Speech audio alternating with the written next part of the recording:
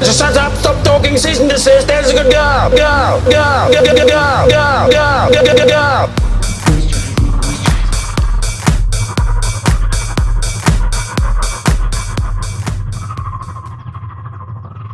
Moisturize me, moisturize me. Welcome back. What's up? Welcome back to our loyal listeners as well.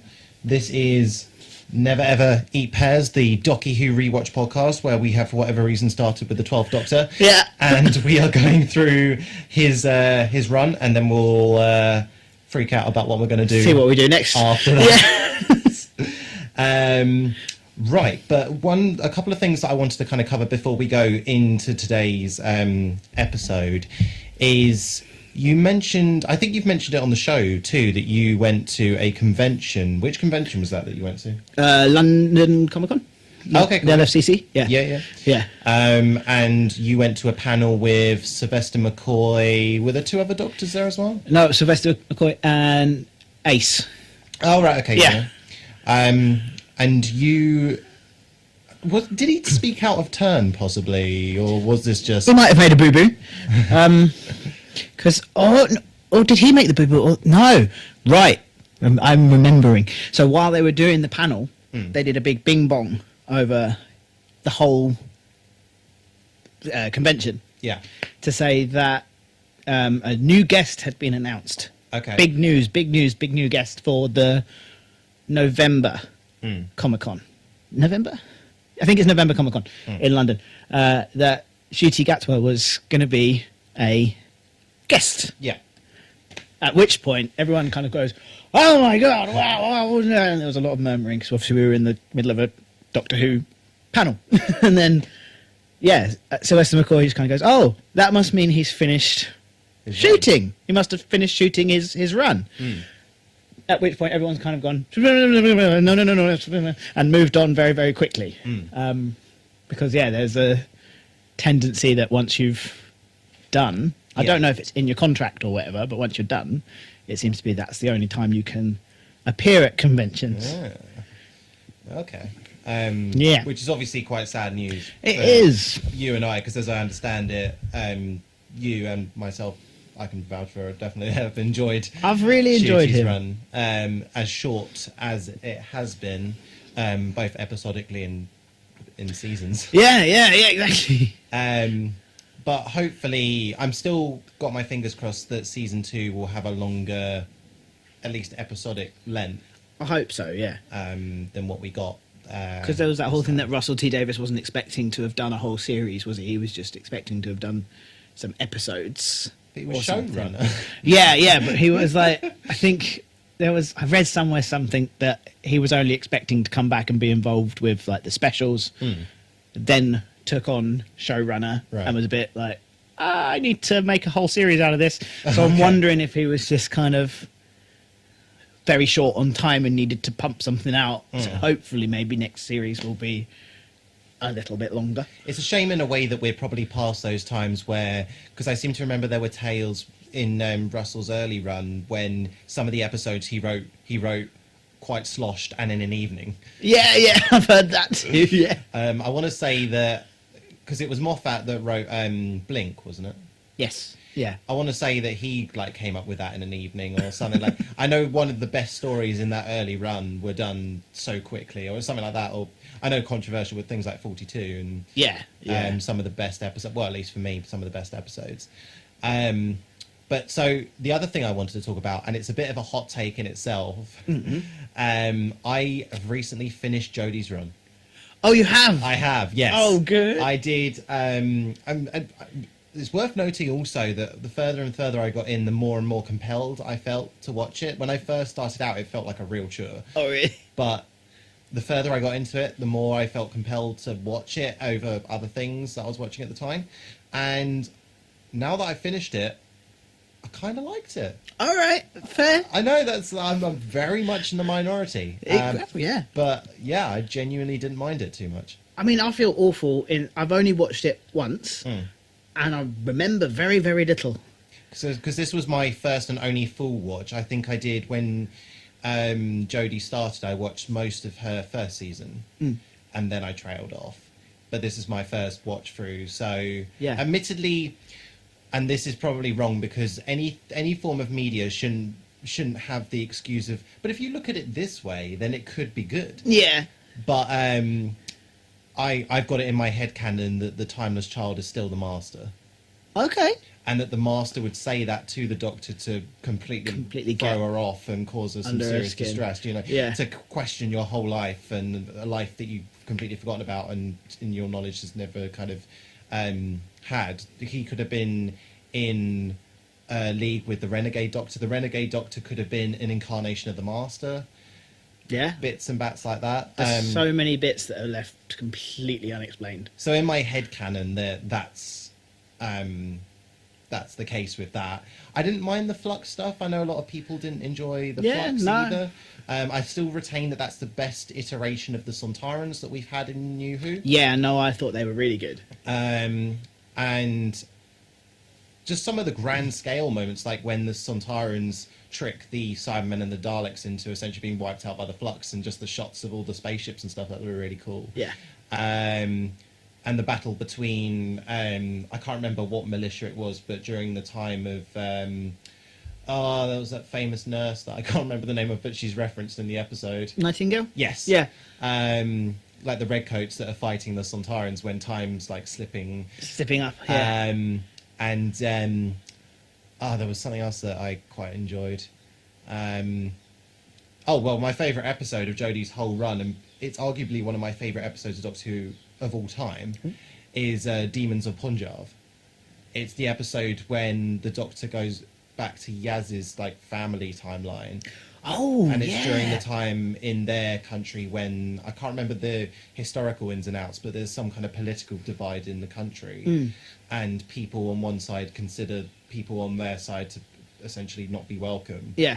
And the beautiful idea that there's this alien race that go around and witness those who die who don't otherwise get witnessed. And they're there to kind of mourn and watch their passing. I think that's quite beautiful. Yeah, no, I do remember that one. Yeah. And beautifully shot as well. Like some of the locations. Is it Jodie Zero? They Stunning. just seem to be all over the place. There's Yeah, no like all over set the world, they're just Cardiff kind of or like, anything yeah, like cool. that. It's everywhere. Quick drop back into Sheffield every now and then, and then Yeah. just be like, oof.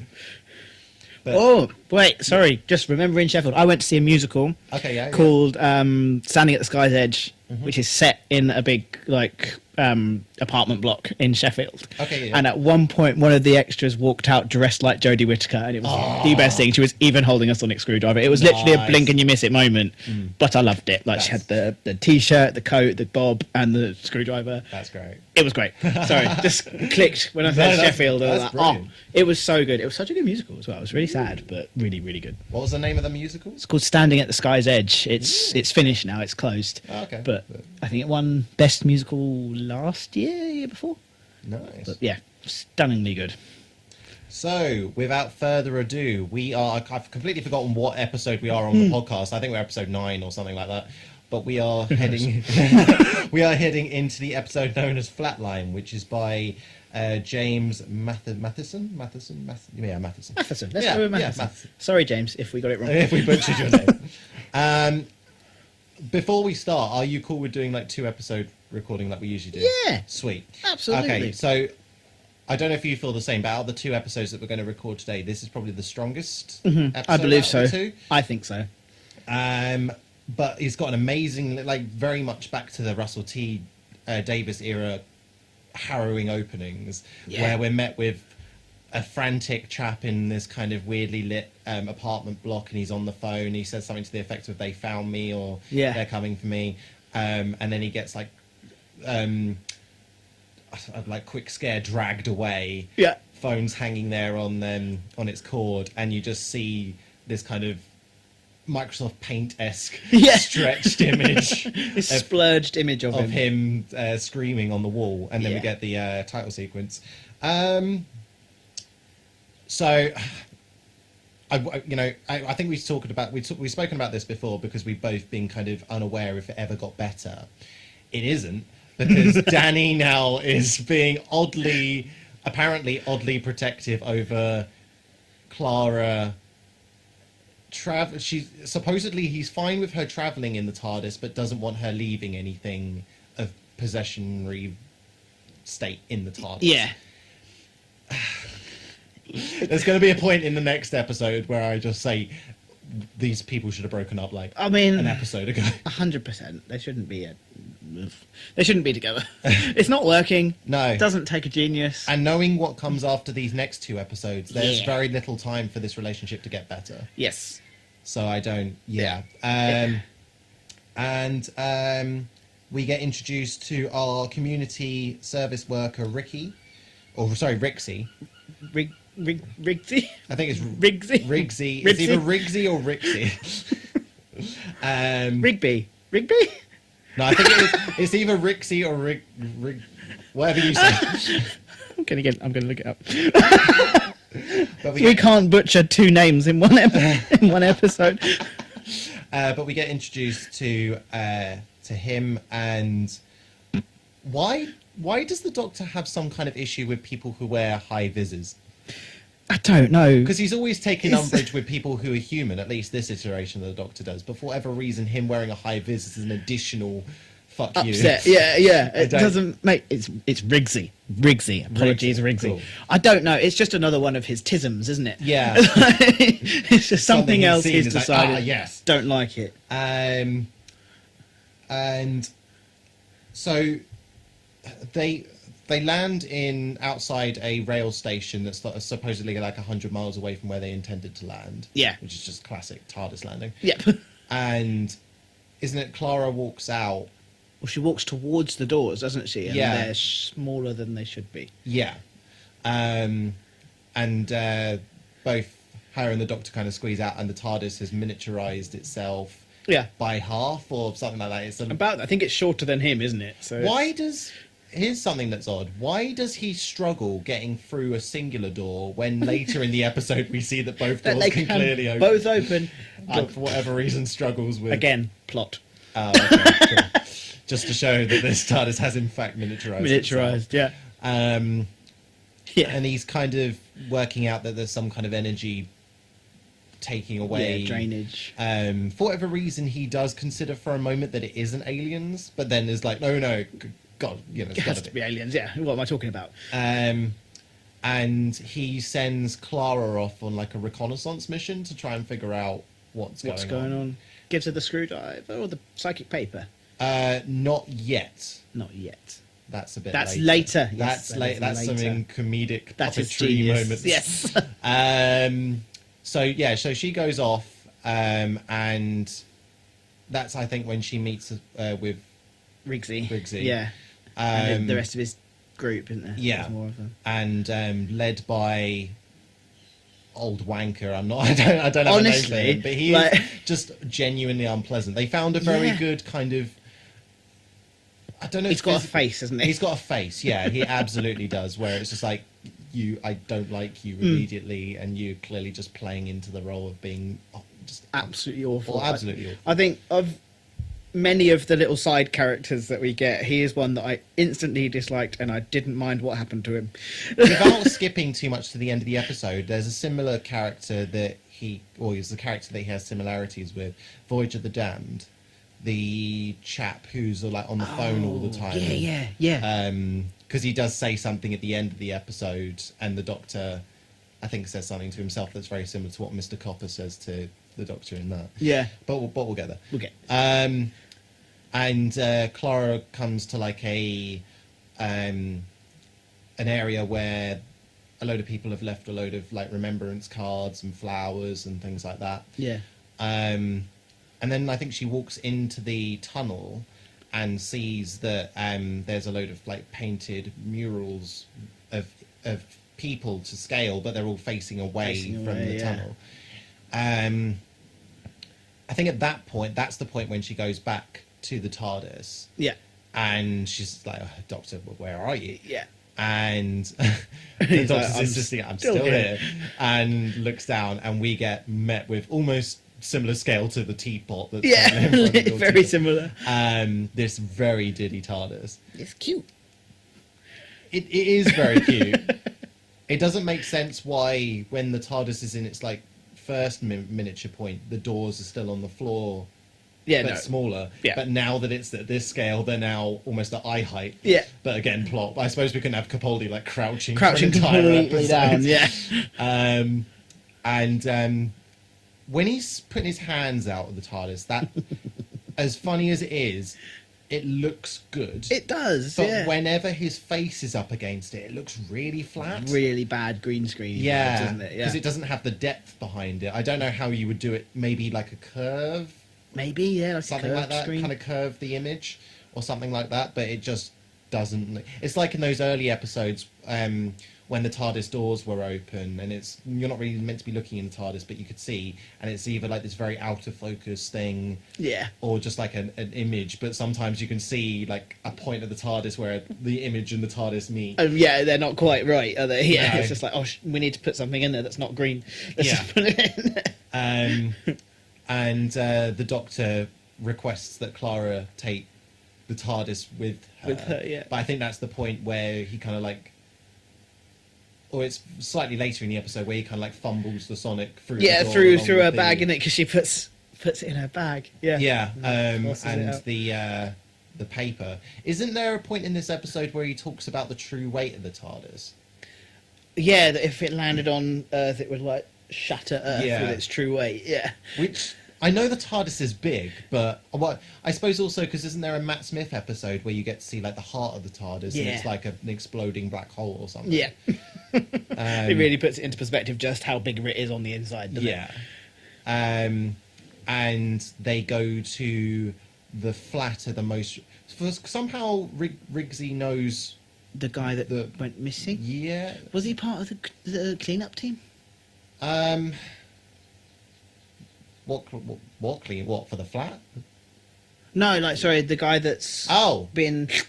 Was he part of the team Riggsy was on? I can't maybe. remember. I genuinely don't know why. I mean, I suppose it seems like quite a close knit community, so maybe it's just the case of Everybody knows everybody. he's Yeah. walked past the door, seen the police tape, asked a police officer, and they'd be like, "Oh, it's the next disappearance" or something like that. Yeah. And they blasely walk through the police tape Yeah. and into this apartment. Of course they do. And the Doctor, it does seem, especially in the next episode, that the Doctor's getting more and more lax with letting people know about him and the TARDIS. And Yeah. admittedly, it is Clara that kind of instigates that because she puts the TARDIS on like a shelf and just opens the Opens the door. and doors, it's like- yeah. But they try not to scare him off, and I can't recall how they get. I need to start doing this more. How they get to the next scene, but they do go to another apartment, and they come across. They get a police officer to join them. I have taken note of Yeah. the police officer's name. Does a copper walk in on them?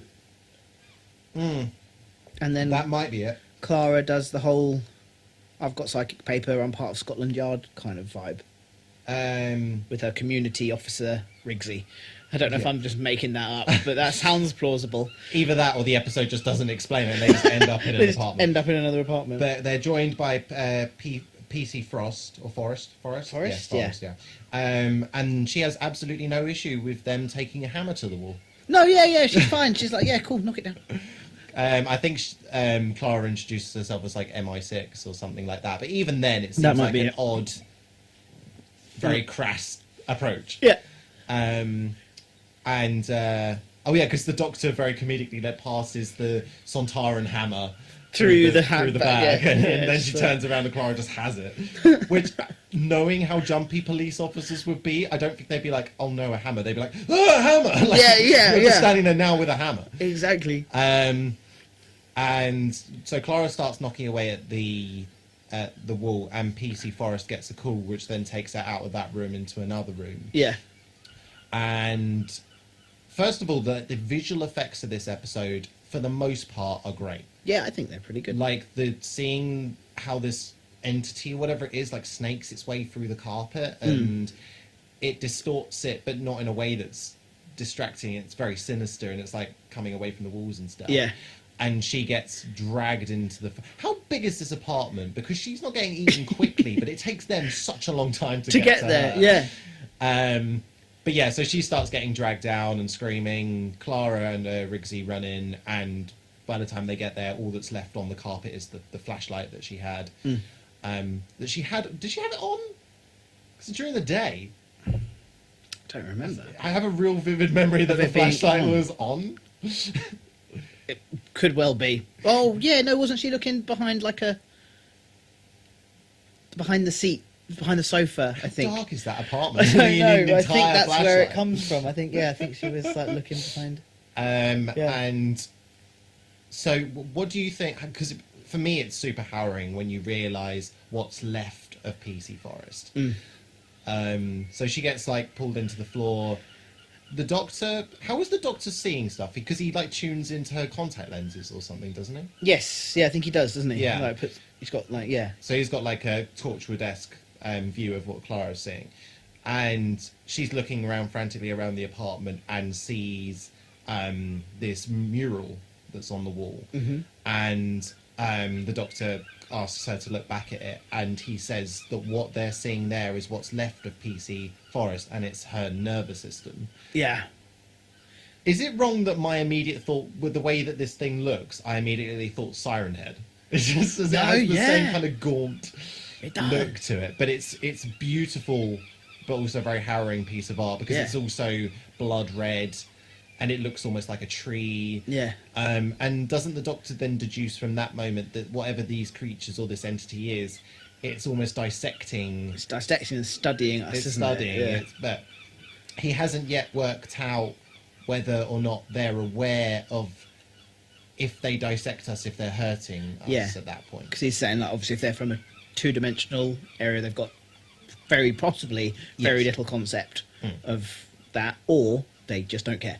Yeah. I think he's riding that train at the moment, isn't he? He's like, are they completely unaware or just completely don't care? Yeah. Yeah. So they leave that apartment, and then I think they meet up with... No, they don't leave that apartment because the things come at them again. Yes, And for whatever reason... Well, Danny gives Clara a call because he's meant to be meeting her for lunch. Our token, like... Token reminder that Token Danny's reminder still that involved. they are together and they shouldn't be. And they jump on the moon chair. Now, I went to a Airbnb, can't remember where, but it was off the British coast, and those things are so fun to sit in. But they're like a weird kind of like sensory Sensory deprivation. chamber. Yes, thank you. Yeah. You can't really hear what's behind you or anything like that, and you echo as you're sitting in it. Very comfortable.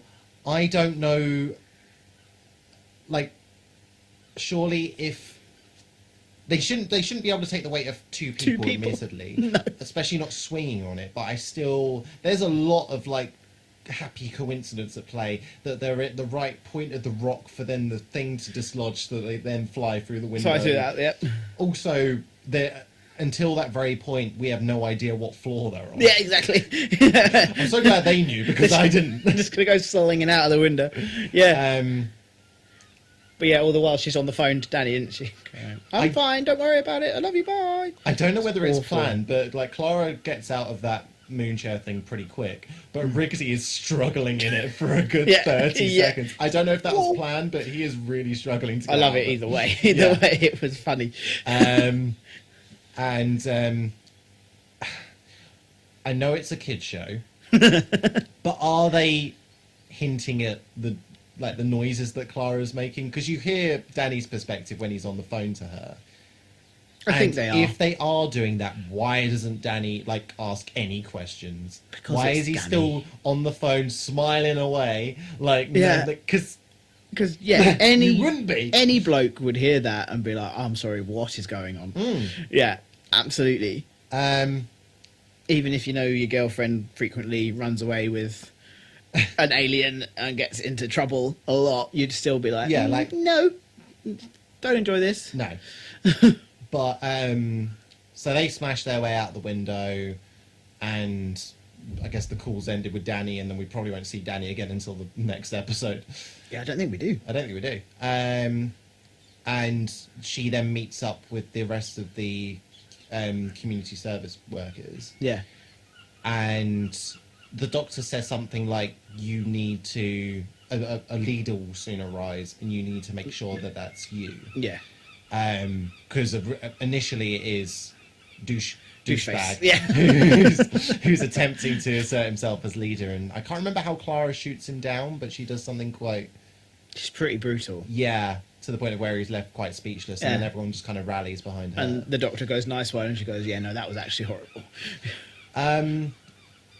Yeah, because Clara in this episode, she's becoming not only the Doctor stand-in, but she's also becoming very much the 12th Doctor stand-in, where she's realizing this is the side of the Doctor where you do have to give people hope, because isn't there that harrowing thing where she's like, if I give them hope, then they'll run faster, but anyone who doesn't have hope will saunter and get killed. Yeah. Jesus. It's brutal. It's brutal, and she does start to realise it, I think, which is good in a way. Yeah. And the Doctor, while he also gives Clara his sonic, he gives her the psychic paper, and she attempts to use it on the douchey guy, and he says that it's blank. And we finally get like the additional context that you can beat the psychic paper if you have no imagination at all. Yeah, which I think is really good. And we have another death, because one of the communities, it's quite another all the deaths in this are quite harrowing, apart from one which is almost funny. Where he's just they're talking over the speaker system, aren't they? Yeah, because that's when they start to deduce that, oh no, they're not trying to like investigate us without hurting us. There's more kind of there's more nastiness going on. Yeah, because they say the number 22, and that's the number on the back of the jacket on his jacket of the next victim. And he's kind of like standing there, but then he kind of freezes, and then as Clara walks, you can see that he isn't three-dimensional anymore. He's kind of being splattered against the wall. It warps as she moves, doesn't it? Yeah. Very, very clever. Like it's really the clever. design team on this are working overtime. Yeah, this stuff is cool.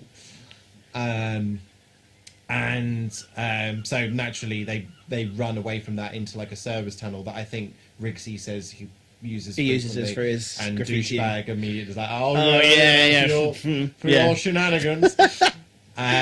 Constantly a white boomer. So I can't remember. Oh, so the Doctor gives Clara something, but he only gives her it because we realise that not only can these creatures claim victims, but they can also edit the surroundings around them, and they encounter a door that's one of the classic kind of like submarine turn wheel doors, but the wheels being compressed against. Flattened it, yeah. And we did encounter this earlier in the episode, because when Clara and Rigsy are being attacked in the apartment, they flatten the doorknob. They do. That's why they have to go through the window. Yeah. With the Tardis. Brilliant. It's genius. Genius. Are we in siege mode yet?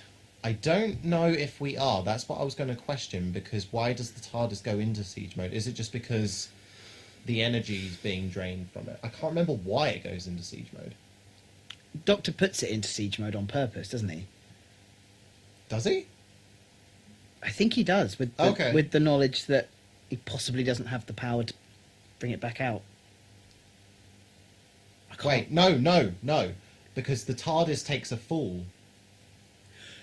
Yes! In a scene where I'll be fully honest with you, I was doing some art while I was watching this episode. I literally looked down to draw. I look back up and the TARDIS is falling. I don't remember. Yeah. Does douchebag just whack Clara or something? There's some kind of scuffle that happens and the TARDIS gets bounced. Yeah, is there an elevator shaft? It's just a big old hole. I think it's a big old hole. Yeah, TARDIS goes down. Yeah. Because of it. And doesn't he put it into siege mode to stop it taking as much damage? Because if it takes too much damage and blows up, yes, everything. But there's a reason why he reckons it's going to take damage, because he opens up the doors when the TARDIS is comedically on its side, and he realizes that he's landed on a rail line. He's gonna run. He's gonna get run over by a train. This is the CGI that's shit. I don't know why they keep on using the shot, because they could just literally use the noise and maybe a light, but we for whatever reason have this weird shot of this very dated train. Yeah, like this isn't. It's not.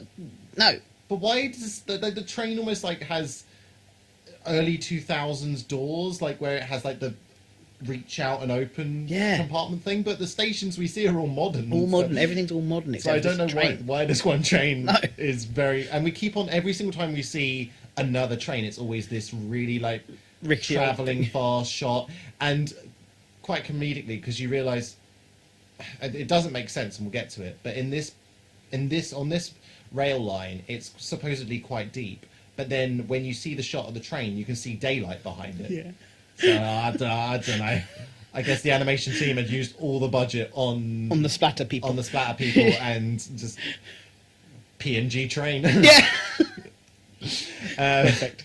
I mean, at least they had the physical prop as well, because they could have really fucked it and be like, it's the same train. Same train. It's a different train. It's the same train.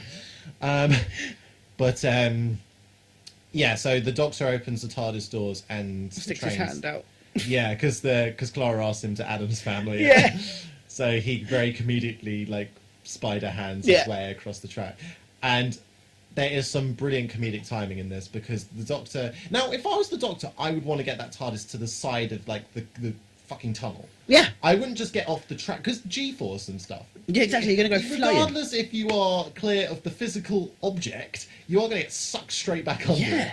But for 100%. whatever reason, he's like, I am centimeters away from the track. I am fine, and does his beautiful little dance. Yeah. Oh God. Yeah. Da, da, da. He even It's very says it. He Liz does Trussy, doesn't it? Yeah, and I don't know whether it's him doing that or whatever that makes the TARDIS fall over, but it falls straight onto the track.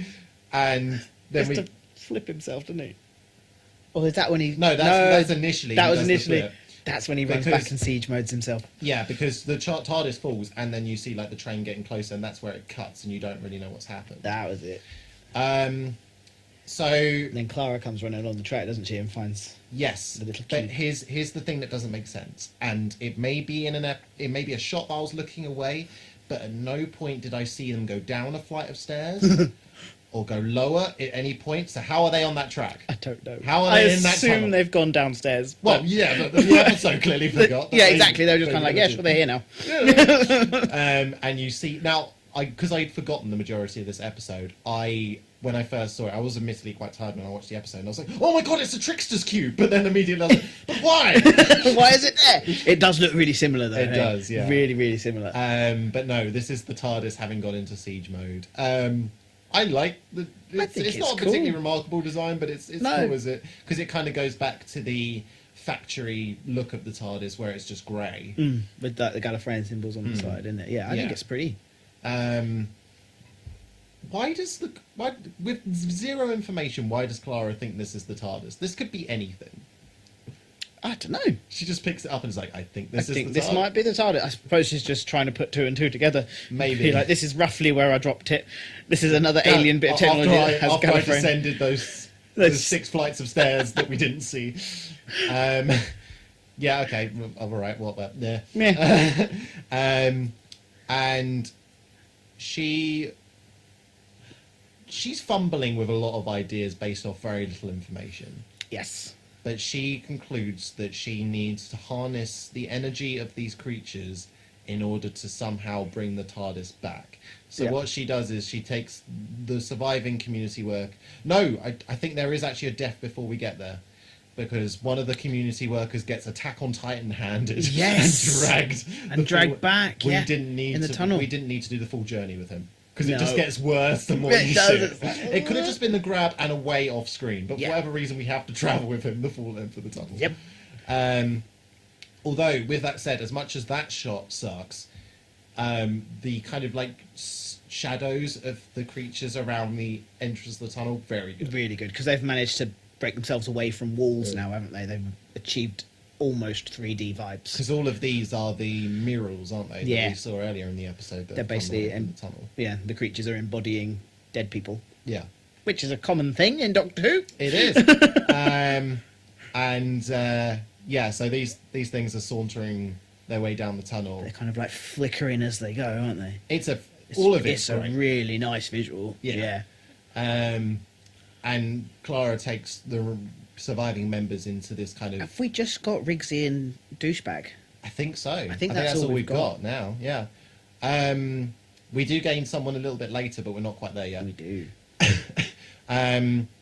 So yeah, so she takes them into it almost looks like a war bunker that's off this rail tunnel, and she asks Riggsy to draw or to paint Spray something. painted. Yeah. I didn't see 6 or 7 spray cans. but the design of the thing that they make has at least 6 or At 7 colours in there. least, yeah. There's shading, there's all kinds of shit going on there. Yeah, there's no way he created that from what they had. There's no way. But it's off screen, so much like the descending 6 stories and somehow being in the right tunnel. We just take it. We just take it.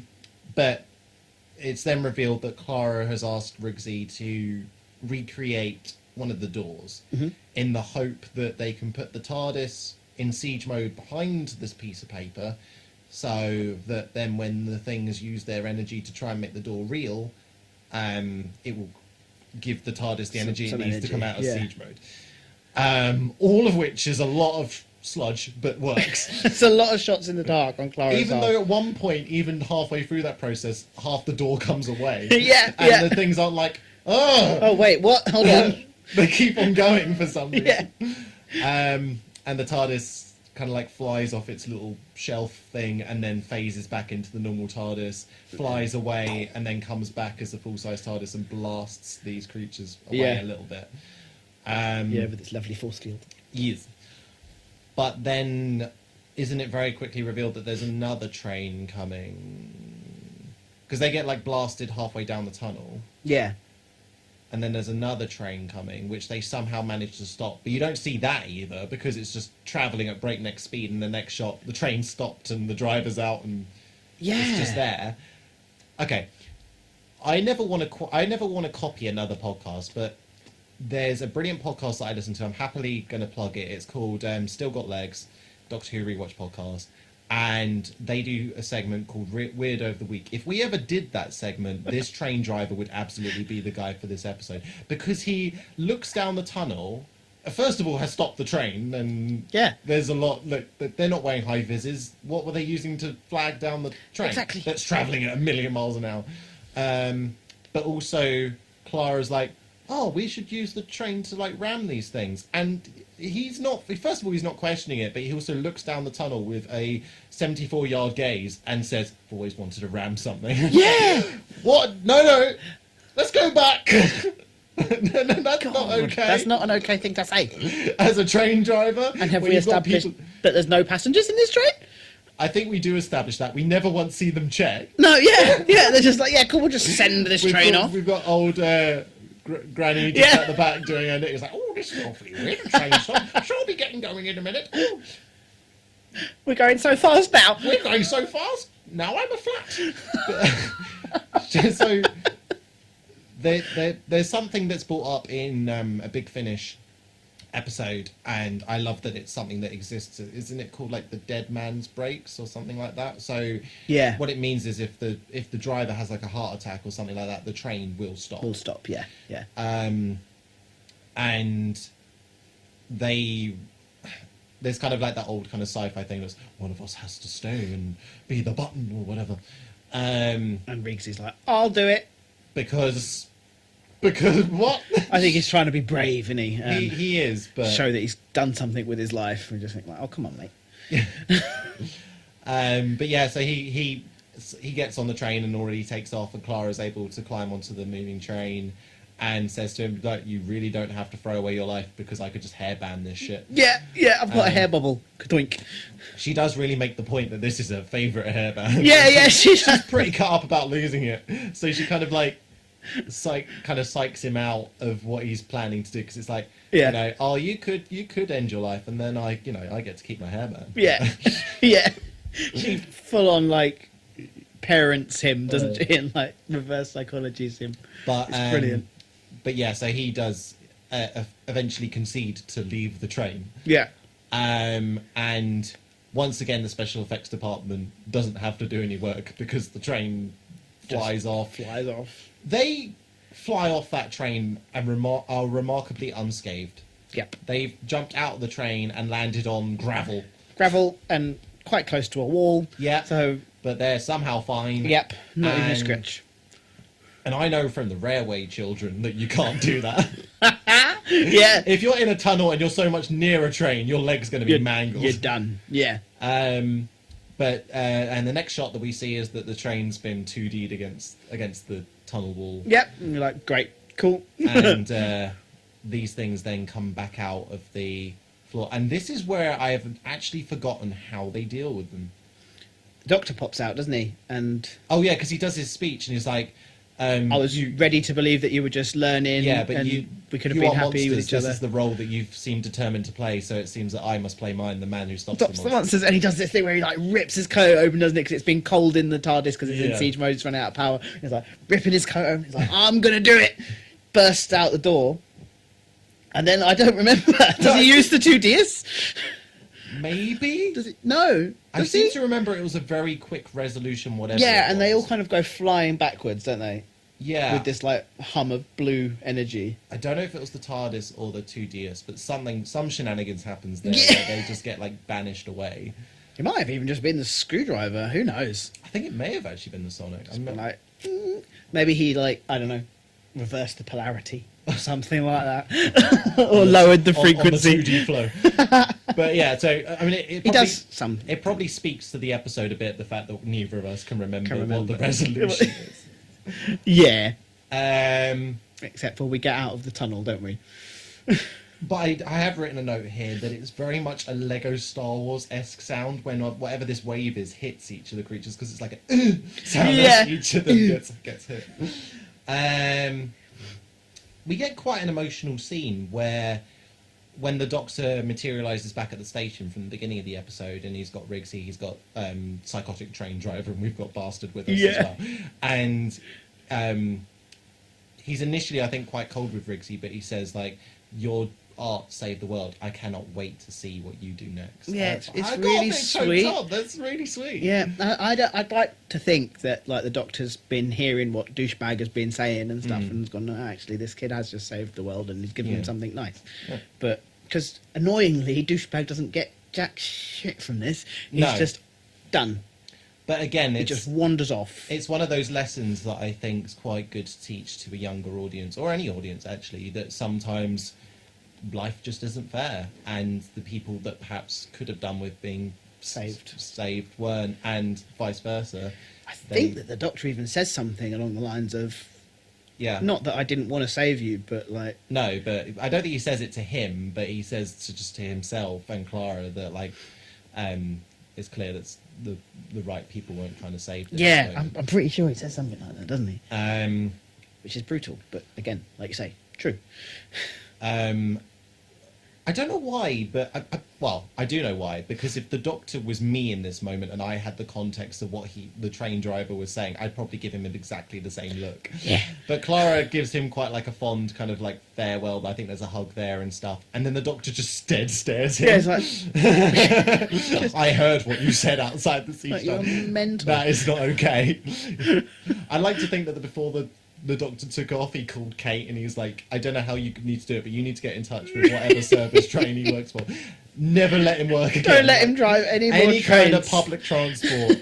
This man cannot be in charge of, because Get him on a digger so he can, like, you I know. don't know. I don't know. Maybe not. Now, so I have someone who works in construction, and they have to watch like the very over the top work safety. Oh, yeah, adverts, like yeah. where there's a load of workers in a cafeteria and like a forklift truck spike comes through the wall and like skewers them. But I imagine that any man who's in charge of construction equipment could be lethal. I mean, yeah, fair. I mean, Yeah. in charge of any machinery, I think you should sit this man in a library or something like that. Yeah. So he can look at books maybe about ramming or whatever his deal is. He can learn the theory, He but can not learn the practice. theory, but he'll never be able to practice it. The Doctor spirits him away to the planet that's the library planet. Yeah, yeah. He can never leave. You stay there. You say that. But we do, after Clara and the Doctor leave, we do get one little shot at the end of the episode, which is a little bit more of what we've been hinted at all this time. Do you remember what it is? I don't. That's gone from my little noggin. So what we get is a older lady in a rather fun maroon outfit. I think she's still wearing a hat, looking at an iPad, looking at an image of Clara, and I think she says something to the effect of, "I have chosen well." Yes, I remember now. Now, knowing who that is and knowing the context and knowing everything, first of all, what choice did she What make does she that mean? made that made Clara a part of the Doctor's life? Is that ever brought up? Is she the one that gives Clara the Doctor's number in the shop when it was Matt Smith's era? I've forgotten how Clara even turns up. I know that she has like multiple turn-ups as different people. The Bells of St. John is first one, I think. That's first normal Clara. I think so. Right. Because I can't remember, and it's bugging me, but there's this whole thing where, like, a woman in a shop gave Clara the Doctor's number. Mm. I'm assuming that is this person. Okay. And I'd that's be curious the if choice we get that she has made. if we get that context in the episode, or whether that line is immediately forgotten. I think it is. Or just And immediately forgotten. I think so, but I can't remember. Oh no! Because I can't remember, like you say, I can't remember what choice has been made. That made her the choice of Clara being there. I don't know. But yeah, so that's kind of how the episode ends. It all in all a very, because I think it takes the bits of what Fear Her should have been and made it more episodically centered. Yeah. Because Fear Her, for whatever reason, the main focus of that was the flower thing. In Chloe Webber, where it probably should have been more exploring the scariness of the drawings and the drawing of her dad and things like that. That should have been more of the focus of the episode. Yeah, I had lots of love for that episode, but it was just confusing in a way, like the way they decided to focus on certain bits. Yeah. It's like you say, the drawing parts was... I loved it. Yeah. Although there's another Doctor Who rewatch thing that I watch, but it's not so much a podcast, it's more of a video thing. And I love that they zoom in on certain points, because clearly all these drawings that were in Chloe's room were done by the crew and people like that. Yeah. They didn't just sit her down for a week and You must draw. But there's a really unfortunate child where most of the drawing is their nose. No! It's just a nose with eyes. That's mean! Oh, poor kid. And then they were because unfortunately, well, not unfortunately, but more maturity level, it's more for the older audience. And they were saying things like, if you draw certain points, like, because I suppose the way that Chloe's power works, it's drawing with intent. Yeah. So you don't, like when she's planning to draw the Earth, her intent is that the Earth will be sucked into a piece of paper. You don't have to draw in detail, because Chloe isn't the greatest artist. She's not. Although her drawing of the Doctor is probably the best that she's done out of all the other drawings. For sure. But if you look at some of the drawings, like the drawing of the cat and things like that, these aren't good drawings. No, they're not at all. But again, it's drawing with intent. So I suppose because a lot of those shots are just kids' heads. There's no point where there's just a lifeless kid on the floor. You know, it's intention. She could probably just draw an arm or something, and so long as it's still attached. The intended victim, then they probably do get taken. Yeah. But that is Flatline. That is Flatline. Thank you so much, Peter, for once again joining us. No worries. Never Ever Eat Pears. I mean, I suppose the message still exists, although we don't have a physical reminder anymore. Yeah, guys, I am concerned.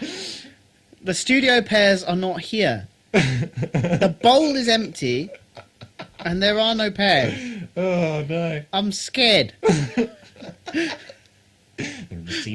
No! No, much like the drawings, they're in the walls. I've gone 2D. Something you haven't realised about my apartment, it's a couple of centimetres smaller because I had to repave over all the walls. All I have to do is just punch it through and you've got pears some pears. falling out. But thank you so much for joining us once again. It's been an absolute blast. What do I usually do at the end of the fuck? No, you don't do that. No, we don't. That's not right. No, but please do share the episodes. You can find us we do have a Facebook page for Never Ever Eat Pears. Share it around because we're only currently on Spotify and YouTube.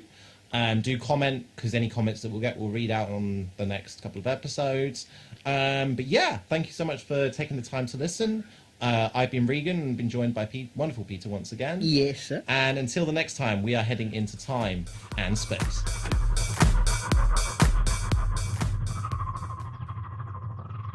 Moisturize me, moisturize me.